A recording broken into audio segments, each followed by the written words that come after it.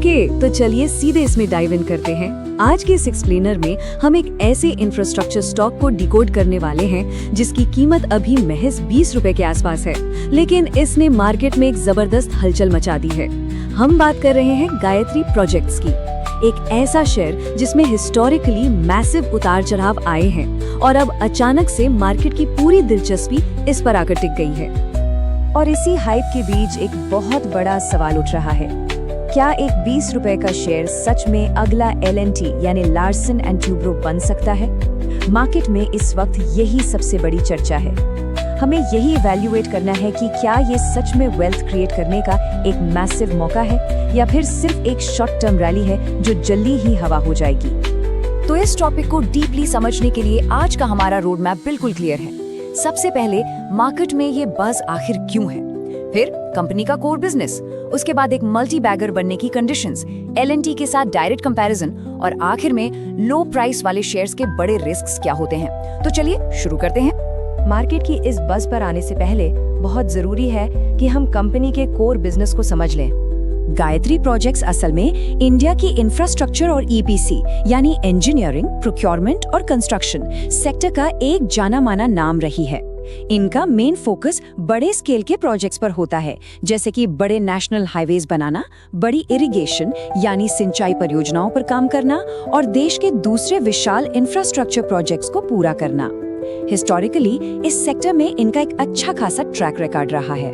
चलिए आगे बढ़ते हैं और देखते हैं कि ये कहानी आगे कैसे बिल्ड होती है। अगर इस स्टॉक की टाइमलाइन पर नजर डालें तो एक वक्त था जब ये शेयर सैकड़ों रुपए के हाई लेवल्स पर ट्रेड करता था, लेकिन पिछले कुछ सालों में क्या हुआ, कंपनी पर काफी सीवियर फाइनेंशियल प्रेशर आया और डेट यानी कर्ज का बोझ लगातार बढ़ने लगा, जिसकी वजह से शेयर बुरी तरह क्रैश हो गया।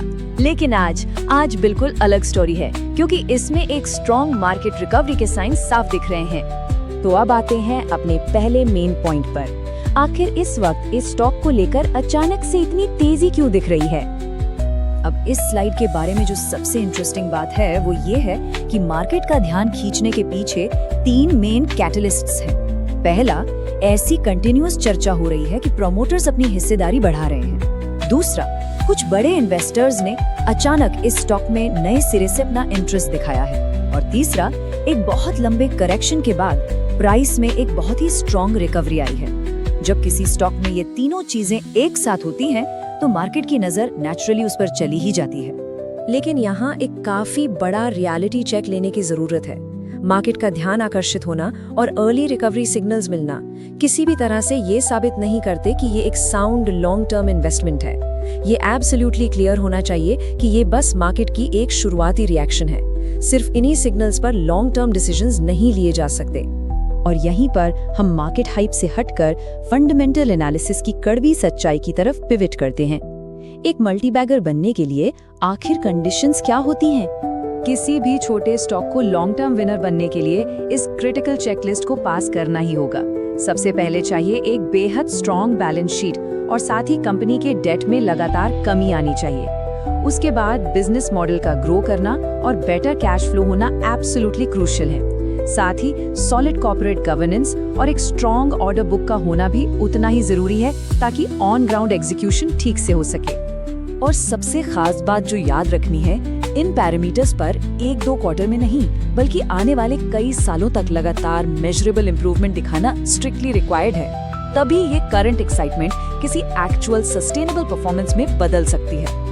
अब उस सवाल पर आते हैं जो शायद सबसे ज्यादा पूछा जा रहा है, क्या एक रिकवरिंग स्टॉक की सीधे L&T जैसे इंडस्ट्री जायंट से तुलना करना रियलिटी से मैच करता है? अगर इन दोनों को आमने सामने रखा जाए तो एक इमेंस गैप साफ नजर आता है।